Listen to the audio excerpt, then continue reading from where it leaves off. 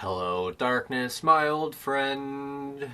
You've come to talk with me again. Sens lose 6-4 to the Dallas Stars. 7-5, 6-4, 6-4. Hey, you reciting the score of the 2013 Wimbledon final? Actually, no. It's the score of the last three Sens games. And a point of clarification, the 2013 Wimbledon final finished 6-4, 7-5, 6-4. It's kinda sad though. I can tell you what the score of the last three Sens games have been, and you can confuse it with a tennis score. Ottawa is atrocious in their own end.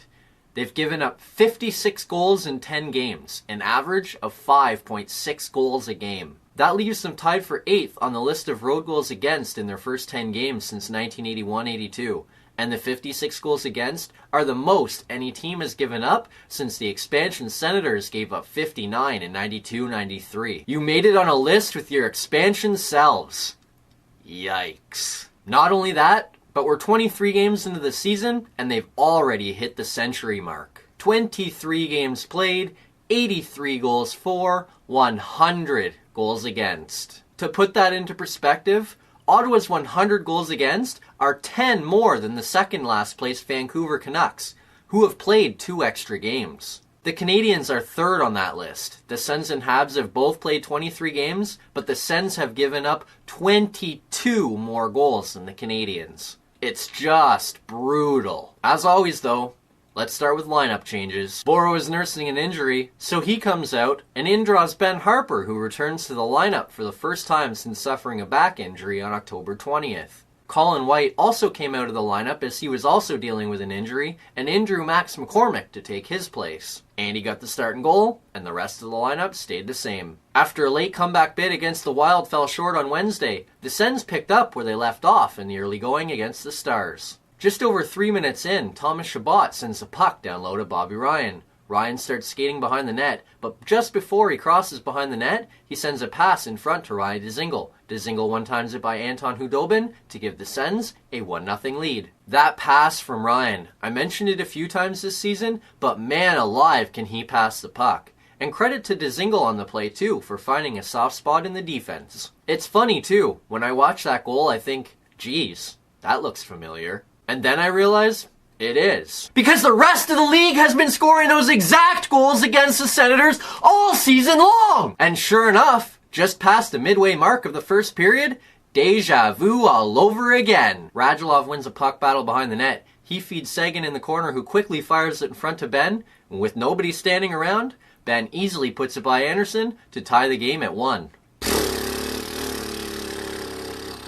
As part of my preparation for these videos, I re-watched the condensed highlights of the game to refresh on the goals and to break down any opportunities to see a hole in the defense. And here we are, approaching the end of November, and I've got to tell you something. Rewatching these highlights is getting very painful. I may soon have to stop for my own sanity. And the nice thing is, I could stop watching and I'd still know how the goals went in. The other team scores the same way every single time! And despite being caved in for most of the period, Andy bails them out and we get to the intermission tied at 1. The shots after the first period, Dallas 19, Ottawa 8.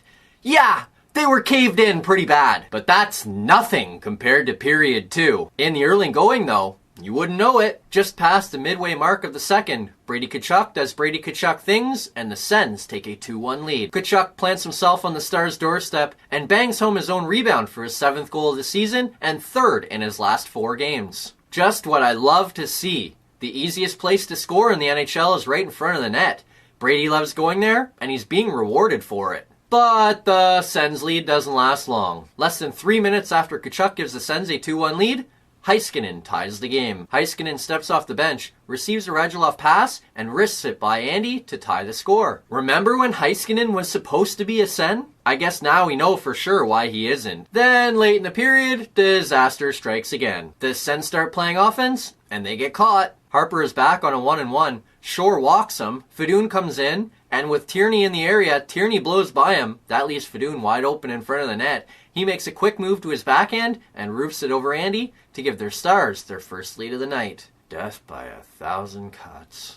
The Tierney flyby is extremely frustrating. The lack of focus on D, that's extremely frustrating too. But there was one specific part of that play that left me with a bigger taste of bad in my mouth than the rest. I know it's his first game back, but what was Harper doing? I played hockey for 10 years growing up, and for the most part spent most of my time on forward, either playing center or left wing. But I also played a little bit of defense. While I played as a forward, it meant that I didn't need to know a ton about playing as a defender, but I still knew the fundamentals. As a forward, you were back-checking and chasing the puck carrier. As a defender, you should be in front of the puck carrier as he's coming towards you. That means different responsibilities and different angles. As a defender, though, one of the easiest plays to guard against off the rush is a one-on-one. If you play with the right gap control and know where you're looking, a one-on-one should never be lost by the defender. Unless, of course, his skating is far less superior to that of the forward. As a defender, you should play with the puck carrier about a stick's length away from you.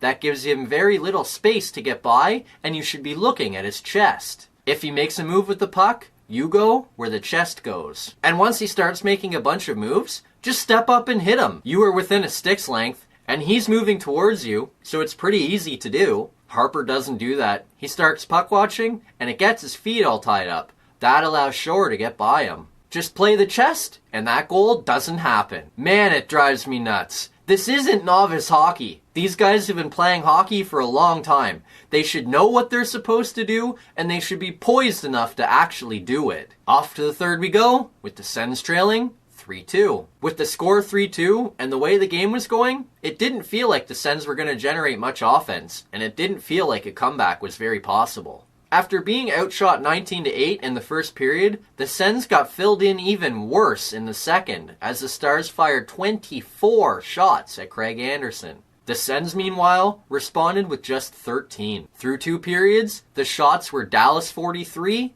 Ottawa 21. Add in the fact the Stars were only up by a goal in the third period and didn't have enough space to let their foot off the gas, and the final period had a feelings of a long period. And boy, in the first 7 minutes, I couldn't have been more right. Less than 5 minutes into the third period, Heiskanen's shot gets through a crowd, including Anderson, and the Stars lead 4-2. A giveaway by Batherson at the blue line, a lost half-hearted puck battle by Lajoie, and just like that, the Sens trail by 2. Defense! Defense! Defense! Defense! I see other fans in other sports doing it. I thought maybe it would help in this case. Apparently not, because a minute and a half later, Dickinson feeds Lindell, he goes 5-hole on Anderson, Como gets the tip in front, and the Stars lead 5-2. You just have to be harder on that play. No one was covering Lindell at all. And really, no one was covering Como either. Batherson was there, but he sort of just kind of half leaned on Como. What he's got to do is actually lean on him, or at the very least, tie up his stick. They don't, and once again, the Sens trail by 3 in the third period. It seems like this happens every night. And something else that seems to happen almost every night? A late Sens comeback bid. Just past the midway mark of the third period, Matt Duchesne wins the draw back to Max Lajoie. With a whole crowd of bodies in front, Lajoie throws it through, it gets through everybody including Hudobin, and the Sens trail just 5-3. Just over 3 minutes after that, Bobby Ryan feeds Zach Smith on a 2-on-1, he one-times it by Hudobin, and it's 5-4. Ryan again with the pass. How about a little sauce on that apple? But once again, the Sens comeback bid falls short. And much like the game against the Wild on Wednesday, a lost puck battle seals the Sens' fate. Matt Duchesne wins a face-off back to the blue line, and with the puck bouncing, a puck battle ensues at the blue line. 4 players engaged, 2 from the Sens, 2 from the Stars. Babe Ruther wins the battle, fires it down the ice, hits the empty net, and seals a 6-4 Stars win.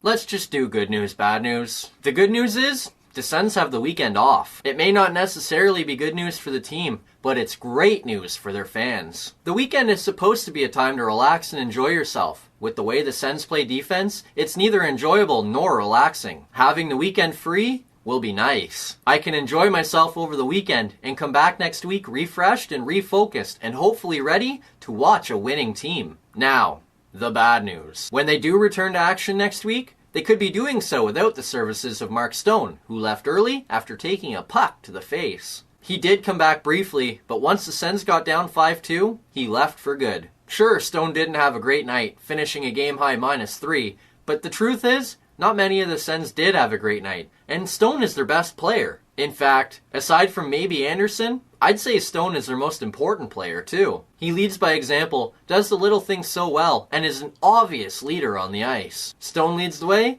and the rest of the team follows. Not having him in the lineup will be a huge concern for the Sens. How long will he be out, if at all? And if he is, how will the Sens fare without him? The Stone injury is a costly one, and if he's out for any length of time, it could make things even tougher for a Sens team that hasn't exactly enjoyed a great deal of success of late. After starting the season 3-2-1, the Sens are just 6-9-2 since then. Add in the fact that Stone almost always comes back with a terrific effort after a tough night, and Monday night's game might not be as nice as it could have been. Get well soon, Stone. Speaking of Monday night, the Sens return to action on Monday night when they visit the New York Rangers. The contest will be the first of the season between the two teams, with the Sens coming in with the recent head-to-head advantage. The Sens took 2 of 3 from the Rangers last season and are 7-3 in their last 10 games against the Blue Shirts. So far this season, though, it's the Rangers who have been the better team, as they sit third in the Metro with a record of 12-9-2. The Sens, meanwhile, see the record fall to 9-11-3 with their loss to the Stars.